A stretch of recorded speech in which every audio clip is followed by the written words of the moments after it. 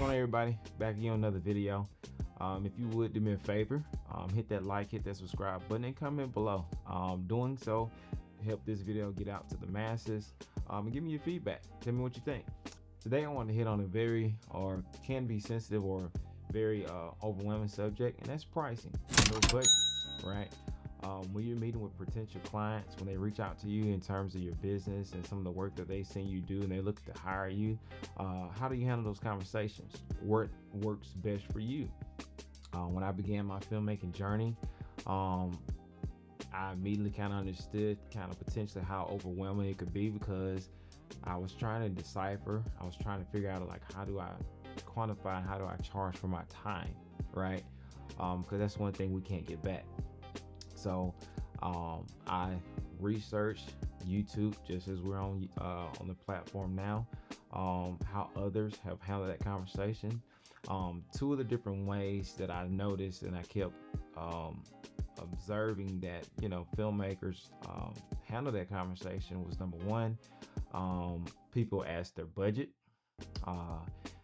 and number two, they had set rates for certain projects in terms of hourly rates. And the two that I observed best were the half-day / full-day rate, or the hourly rate, and that is for editing as well. So you have your time for your project and the actual shoot day, and then you have your post-production time. And we're going to dive into some of the specifics here in a little bit in terms of post-production and what all goes into that. But let's kind of dive into kind of the lead work that goes into it up front before we get to post-production. So like I said before, the two kind of styles or two ways that I saw filmmakers were handling those conversations, where some people charged by the hour and some people just had a half-day and full-day rate. For me, what has worked best is, and helped me keep it simple, is I just have a half-day, full-day rate, and then I have an hourly editing rate for post-production. And the other way I handle this conversation in terms of pricing is asking clients' budget, right? And the reason why I do that is because I found out early on, which I like to say I bought a lesson, right? Because I ended up paying for it. In terms of, getting with a client, I was excited that they had reached out to me and they wanted to hire me. And I got to the site or the event, and I quickly found out and saw that I did not ask enough questions, right? So that's the main thing, and that's one key point I would say is, in the pre-production process, don't be scared to ask questions, right? Because the more you know, the more you're able to plan, the more you're able to prepare, because each project is different.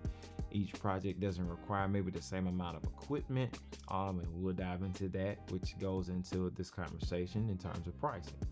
So when I ask these questions, that helps establish me and the client's expectations, because a lot of times clients have this grandiose idea, but then through our conversation, through asking these questions, they kind of figure out and they kind of learn that, okay, I didn't understand what all goes into it, and this may be out of my budget, right? And or what I intended to pay, right? And though that budget question can go, a bevy different ways in terms of, from the filmmaker side, to where you can have your set price, and that particular client may be more seasoned and have worked with other videographers, and their budget is a lot higher than what you were going to charge, right? So that's that side, right? But then you have the other side in terms of your half-day and your full-day rate, and it is outside of the client's budget in terms of what they originally thought. But that's why you ask those open-ended questions. That's why you get those understood expectations, and so that y'all on the same page in terms of potential deliverables, right?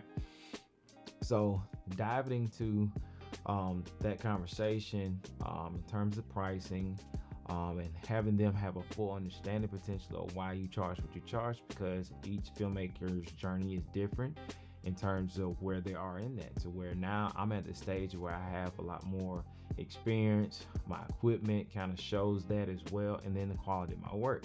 Whereas in you or other filmmakers that are just beginning may not have that. And then there always is something that's called, that I've learned free to fee, right? To where you don't charge that potential client just because you don't have the work out there. You don't have the work to actually show other clients what you're capable of, what you can do, right?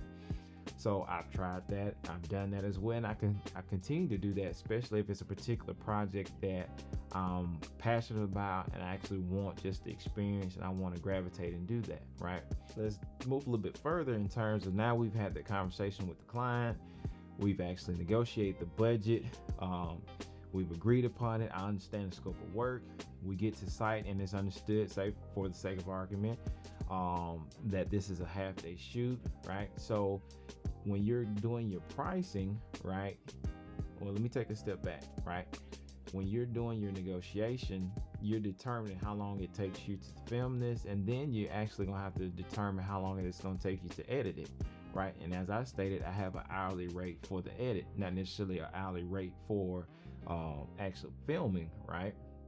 So when you're formulating that price for your client, and by doing so, you get to understand, okay, this is how quickly I'm able to edit, right? And that helps you when it comes to formulating your price. So we've negotiated the price, we shot the event, and now we're back at home or wherever you are, and it's now time for post-production, right? So that costs as well, right? Because you have to have a software to edit all this great footage that you shot. And you have various different softwares that you may can use, right? You have some free softwares where you have CapCut, where if you do it on your phone, if you film that particular project on there, DaVinci Resolve has a free version, but for me, in my case, I paid for the studio version. You have Premiere Pro, and then you have Final Cut Pro. And feel free to comment below any other softwares that you all potentially use that may or may not be free, right?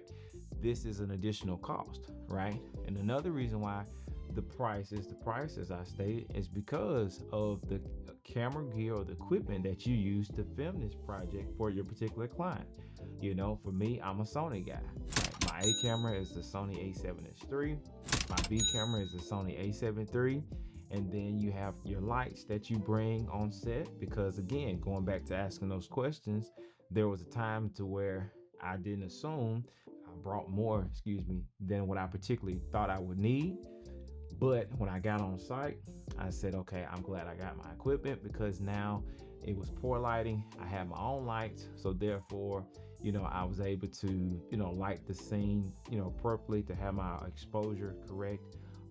Thereby having a great, shot, and they're actually doing a great job for the client. They actually love the final project. So we've had the conversation with the client.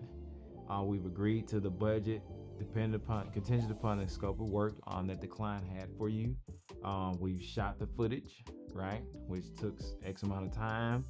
And then now we've also edited the footage, right? And in the editing process, you're determining, what all is going to go into it when it comes to your creativity, right? And this is including transitions, special effects, titles, color grading, right? This is why the price is the price. And this is why I encourage you to not be afraid to, once you establish that, when it comes to a client's budget, that's what that is, and don't come off of that, and don't devalue your work in terms of, a lot of times clients, want a discount depending upon where you're at. And I would say another nugget I would give is just to know your market and understanding where you're at. Because just because a certain, you see a certain videographer, on social media, they say they charge X amount of dollars.